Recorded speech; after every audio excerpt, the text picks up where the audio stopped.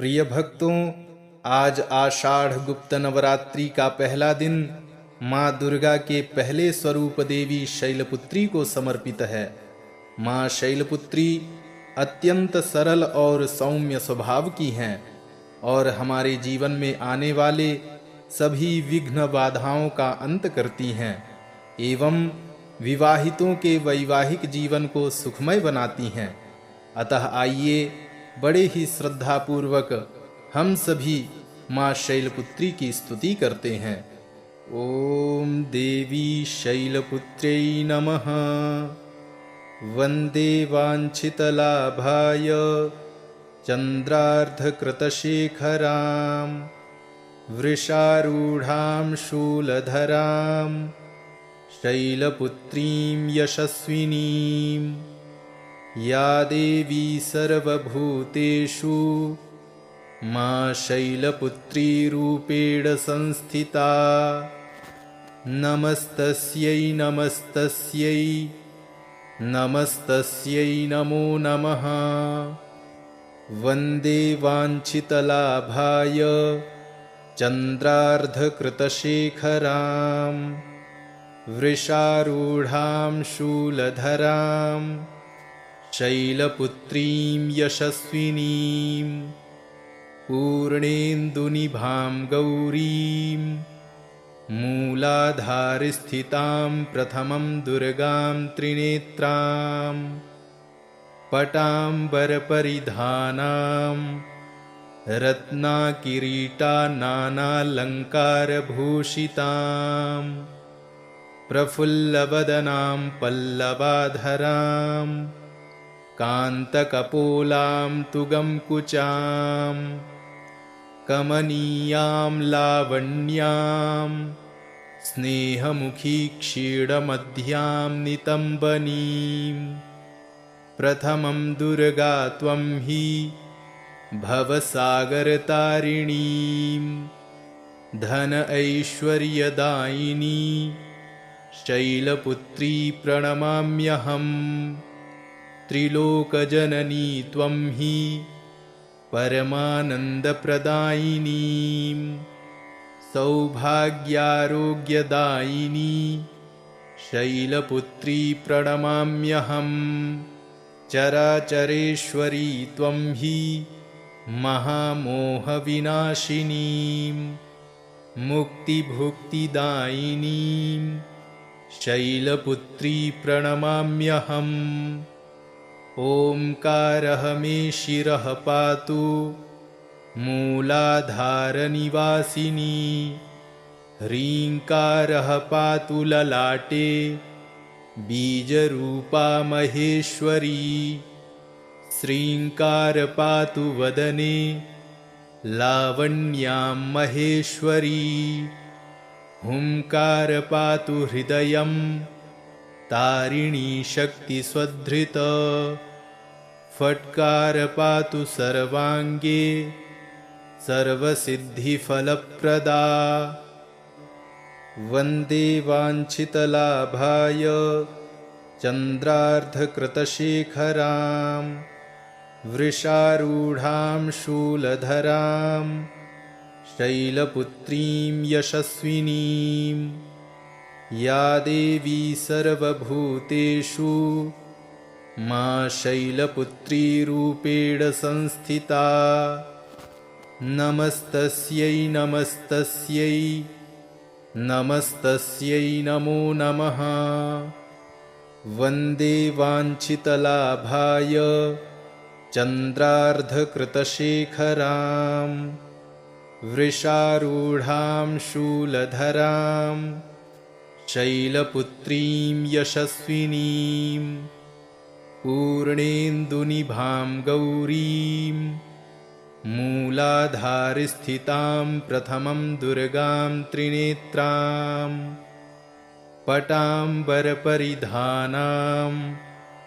रत्नाकिरीटानानालङ्कारभूषितां प्रफुल्लवदनां पल्लवाधरां कान्तकपोलां तुगंकुचां कमनीयां लावण्यां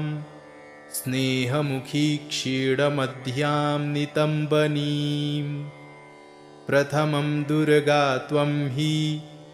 भवसागरतारिणीं धन ऐश्वर्यदायिनी शैलपुत्री प्रणमाम्यहम् त्रिलोकजननी त्वं हि परमानन्दप्रदायिनीं सौभाग्यारोग्यदायिनी शैलपुत्री प्रणमाम्यहम् चराचरेश्वरी त्वं हि महामोहविनाशिनीं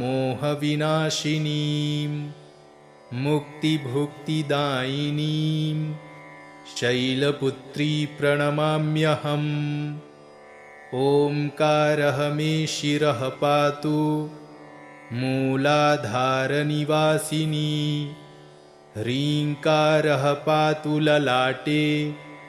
बीजरूपा महेश्वरी श्रीङ्कार पातु वदने लावण्यां महेश्वरी हुंकार पातु हृदयं तारिणी शक्तिस्वधृत फट्कार पातु सर्वाङ्गे सर्वसिद्धिफलप्रदा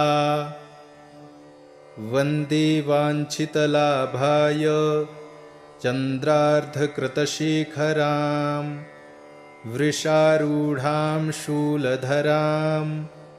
शैलपुत्रीं यशस्विनीं या देवी सर्वभूतेषु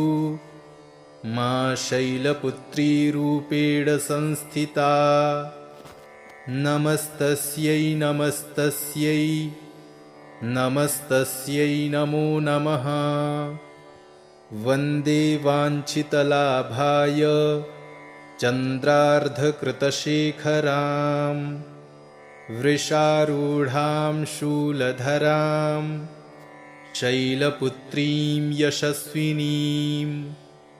पूर्णेन्दुनिभां गौरीं मूलाधारस्थितां प्रथमं दुर्गां त्रिनेत्रां पटाम्बरपरिधानां रत्नाकिरीटानानालङ्कारभूषितां प्रफुल्लवदनां पल्लवाधरां कान्तकपोलां तुगंकुचां कमनीयां लावण्यां स्नेहमुखी क्षीणमध्यां नितम्बनीं प्रथमं दुर्गा त्वं हि भवसागरतारिणीं धन ऐश्वर्यदायिनी शैलपुत्री प्रणमाम्यहम् त्रिलोकजननी त्वं हि परमानन्दप्रदायिनीं सौभाग्यारोग्यदायिनी शैलपुत्री प्रणमाम्यहम् चराचरेश्वरी त्वं हि महामोहविनाशिनीं मुक्तिभुक्तिदायिनीं शैलपुत्री प्रणमाम्यहम् ओंकारः मे शिरः पातु मूलाधारनिवासिनी ह्रीङ्कारः पातु ललाटे बीजरूपा महेश्वरी श्रीङ्कार पातु वदने लावण्यां महेश्वरी हुंकार पातु हृदयं तारिणी शक्तिस्वधृत फट्कार पातु सर्वाङ्गे सर्वसिद्धिफलप्रदा वन्दे वाञ्छितलाभाय चन्द्रार्धकृतशेखरां वृषारूढां शूलधरां शैलपुत्रीं यशस्विनीं या देवी सर्वभूतेषु मा शैलपुत्रीरूपेण संस्थिता नमस्तस्यै नमस्तस्यै नमस्तस्यै नमो नमः वन्दे वाञ्छितलाभाय चन्द्रार्धकृतशेखरां वृषारूढां शूलधरां शैलपुत्रीं यशस्विनीं पूर्णेन्दुनिभां गौरीं मूलाधारस्थितां प्रथमं दुर्गां त्रिनेत्रां पटाम्बरपरिधानां रत्नाकिरीटानानालङ्कारभूषितां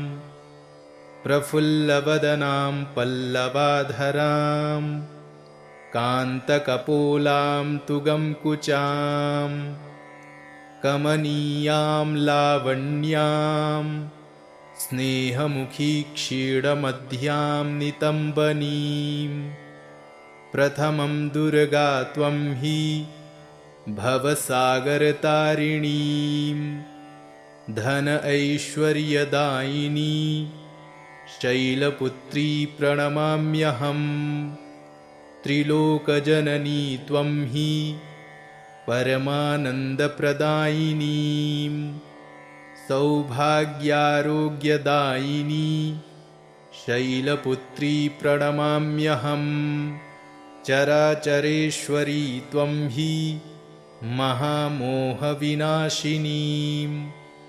मुक्तिभुक्तिदायिनीं शैलपुत्री प्रणमाम्यहम् ओंकारः मे शिरः पातु मूलाधारनिवासिनी ह्रीङ्कारः पातु ललाटे बीजरूपा महेश्वरी श्रीङ्कार पातु वदने लावण्यां महेश्वरी हुंकार पातु हृदयं तारिणी शक्तिस्वधृत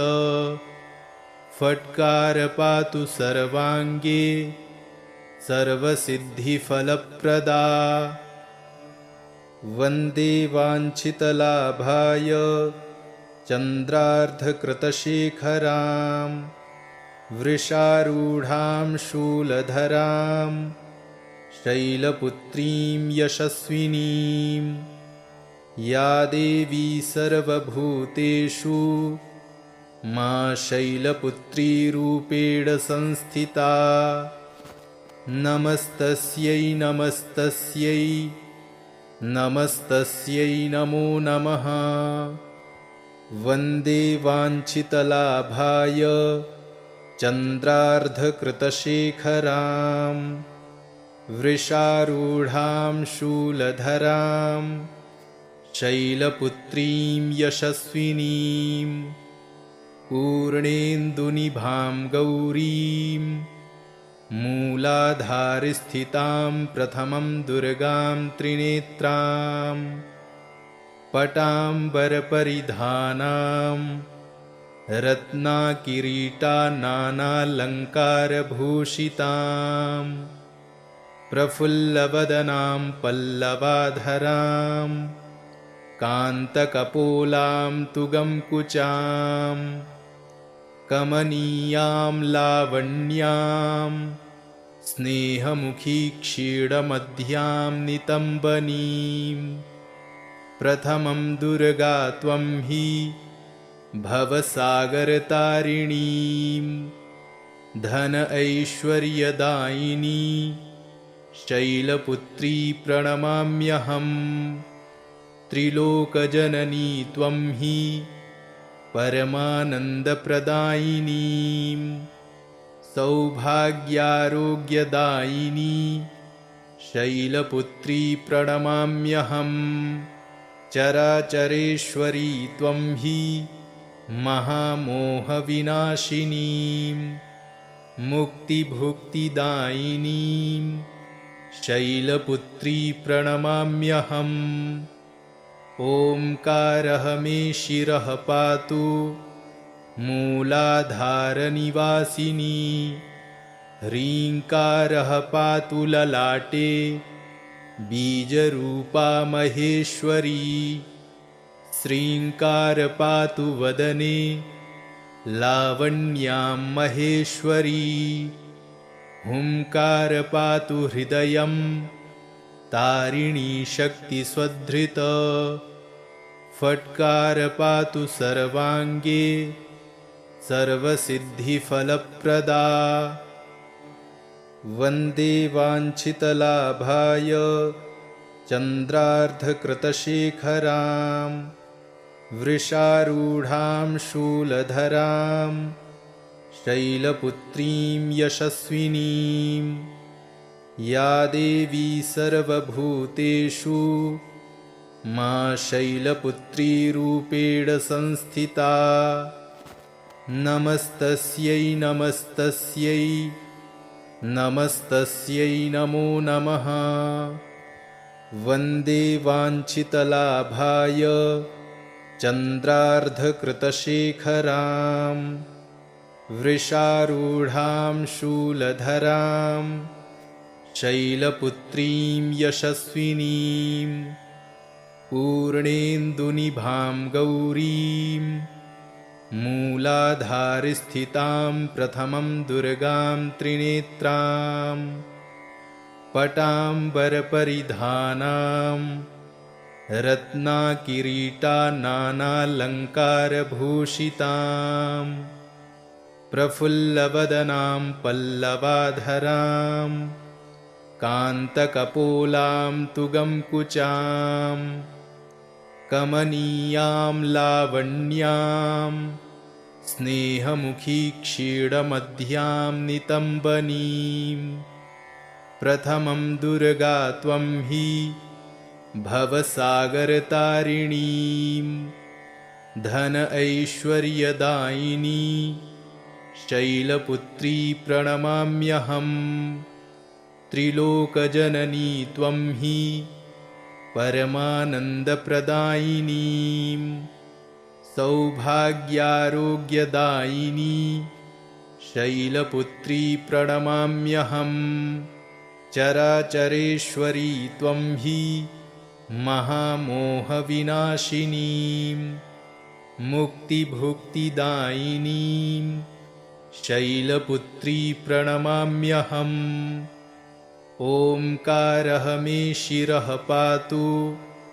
मूलाधारनिवासिनी ह्रीङ्कारः पातु ललाटे बीजरूपा महेश्वरी श्रीङ्कार पातु वदने लावण्यां महेश्वरी हुंकार पातु हृदयं तारिणी शक्तिस्वधृत फट्कार पातु सर्वांगे सर्वसिद्धिफलप्रदा वन्दे वाञ्छितलाभाय चन्द्रार्धकृतशेखरां वृषारूढां शूलधरां शैलपुत्रीं यशस्विनीं या देवी सर्वभूतेषु मा शैलपुत्री रूपेण संस्थिता नमस्तस्यै नमस्तस्यै नमस्तस्यै नमो नमः वन्दे वाञ्छितलाभाय चन्द्रार्धकृतशेखरां वृषारूढां शूलधरां शैलपुत्रीं यशस्विनीं पूर्णेन्दुनिभां गौरीं मूलाधारस्थितां प्रथमं दुर्गां त्रिनेत्रां पटाम्बरपरिधानां रत्नाकिरीटानानालङ्कारभूषितां प्रफुल्लवदनां पल्लवाधरां कान्तकपोलां तुगंकुचां कमनीयां लावण्यां स्नेहमुखी क्षीणमध्यां नितम्बनीं प्रथमं दुर्गा त्वं हि भवसागरतारिणीं धन ऐश्वर्यदायिनी शैलपुत्री प्रणमाम्यहम् त्रिलोकजननी त्वं हि परमानन्दप्रदायिनीं सौभाग्यारोग्यदायिनी शैलपुत्री प्रणमाम्यहम्। चराचरेश्वरी त्वं हि महामोहविनाशिनीं मुक्तिभुक्तिदायिनीं शैलपुत्री प्रणमाम्यहम्। ओंकारः मे शिरः पातु मूलाधारनिवासिनी ह्रीङ्कारः पातु ललाटे बीजरूपा महेश्वरी श्रीङ्कार पातु वदने लावण्यां महेश्वरी हुंकार पातु हृदयं तारिणी शक्तिस्वधृत फट्कार पातु सर्वाङ्गे सर्वसिद्धिफलप्रदा। वन्दे वाञ्छितलाभाय चन्द्रार्धकृतशेखरां वृषारूढां शूलधरां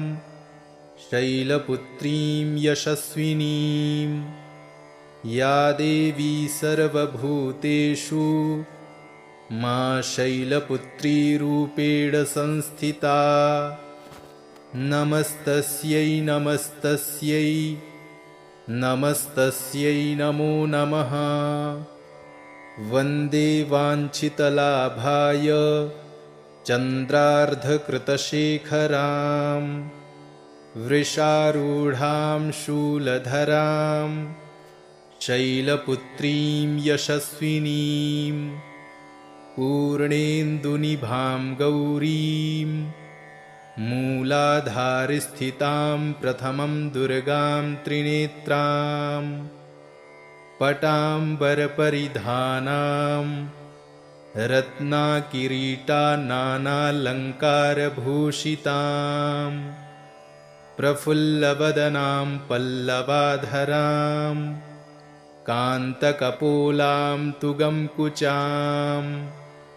कमनीयां लावण्यां स्नेहमुखी क्षीणमध्यां नितम्बनीं प्रथमं दुर्गा त्वं हि भवसागरतारिणीं धन ऐश्वर्यदायिनी शैलपुत्री प्रणमाम्यहम्। त्रिलोकजननी त्वं हि परमानन्दप्रदायिनीं सौभाग्यारोग्यदायिनी शैलपुत्री प्रणमाम्यहम्। चराचरेश्वरी त्वं हि महामोहविनाशिनीं मुक्तिभुक्तिदायिनीं शैलपुत्री प्रणमाम्यहम्। ओंकारः मे शिरः पातु मूलाधारनिवासिनी ह्रीङ्कारः पातु ललाटे बीजरूपा महेश्वरी श्रीङ्कार पातु वदने लावण्यां महेश्वरी हुंकार पातु हृदयं तारिणी शक्तिस्वधृत फट्कार पातु सर्वाङ्गे सर्वसिद्धिफलप्रदा। वन्दे वाञ्छितलाभाय चन्द्रार्धकृतशेखरां वृषारूढां शूलधरां शैलपुत्रीं यशस्विनीं या देवी सर्वभूतेषु मा शैलपुत्रीरूपेण संस्थिता। नमस्तस्यै नमस्तस्यै नमस्तस्यै नमो नमः। वन्दे वाञ्छितलाभाय चन्द्रार्धकृतशेखरां वृषारूढां शूलधरां शैलपुत्रीं यशस्विनीं पूर्णेन्दुनिभां गौरीं मूलाधारस्थितां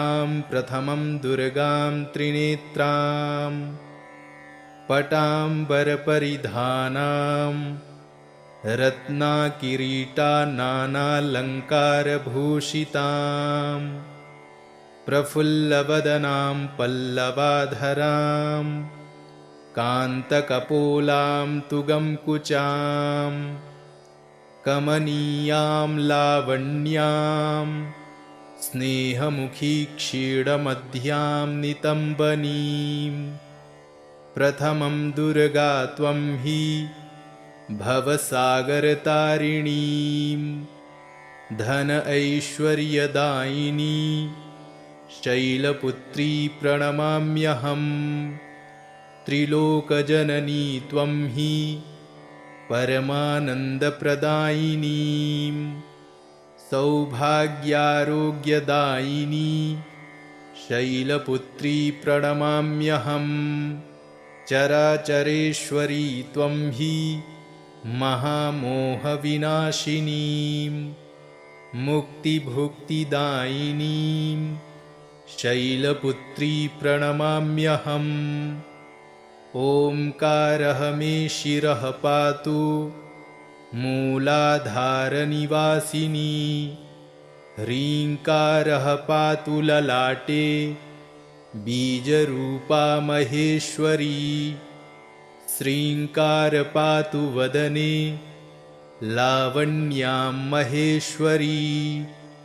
हुंकार पातु हृदयं तारिणी शक्तिस्वधृत फट्कार पातु सर्वाङ्गे सर्वसिद्धिफलप्रदा वन्दे वाञ्छितलाभाय चन्द्रार्धकृतशेखरां वृषारूढां शूलधरां शैलपुत्रीं यशस्विनीं या देवी सर्वभूतेषु मा शैलपुत्रीरूपेण संस्थिता नमस्तस्यै नमस्तस्यै नमस्तस्यै नमो नमः वन्दे वाञ्छितलाभाय चन्द्रार्धकृतशेखरां वृषारूढां शूलधरां शैलपुत्रीं यशस्विनीं पूर्णेन्दुनिभां गौरीं मूलाधारस्थितां प्रथमं दुर्गां त्रिनेत्रां पटाम्बरपरिधानां रत्नाकिरीटानानालङ्कारभूषितां प्रफुल्लवदनां पल्लवाधरां कान्तकपोलां तुगंकुचां कमनीयां लावण्यां स्नेहमुखी क्षीणमध्यां नितम्बनीं प्रथमं दुर्गा त्वं हि भवसागरतारिणीं धन ऐश्वर्यदायिनी शैलपुत्री प्रणमाम्यहम् त्रिलोकजननी त्वं हि परमानन्दप्रदायिनीं सौभाग्यारोग्यदायिनी शैलपुत्री प्रणमाम्यहम् चराचरेश्वरी त्वं हि महामोहविनाशिनीं मुक्तिभुक्तिदायिनीं शैलपुत्री प्रणमाम्यहम् ओंकारः मे शिरः पातु मूलाधारनिवासिनी ह्रीङ्कारः पातु ललाटे बीजरूपा महेश्वरी श्रीङ्कार पातु वदने लावण्यां महेश्वरी हुंकार पातु हृदयं तारिणी शक्तिस्वधृत फट्कार पातु सर्वाङ्गे सर्वसिद्धिफलप्रदा वन्दे वाञ्छितलाभाय चन्द्रार्धकृतशेखरां वृषारूढां शूलधरां शैलपुत्रीं यशस्विनीं या देवी सर्वभूतेषु मा शैलपुत्री रूपेण संस्थिता। नमस्तस्यै नमस्तस्यै नमस्तस्यै नमो नमः। वन्दे वाञ्छितलाभाय चन्द्रार्धकृतशेखरां वृषारूढां शूलधरां शैलपुत्रीं यशस्विनीं पूर्णेन्दुनिभां गौरीं मूलाधारस्थितां प्रथमं दुर्गां त्रिनेत्रां पटाम्बरपरिधानां रत्नाकिरीटानानालङ्कारभूषितां प्रफुल्लवदनां पल्लवाधरां कान्तकपोलां तुगंकुचां कमनीयां लावण्यां स्नेहमुखी क्षीणमध्यां नितम्बनीं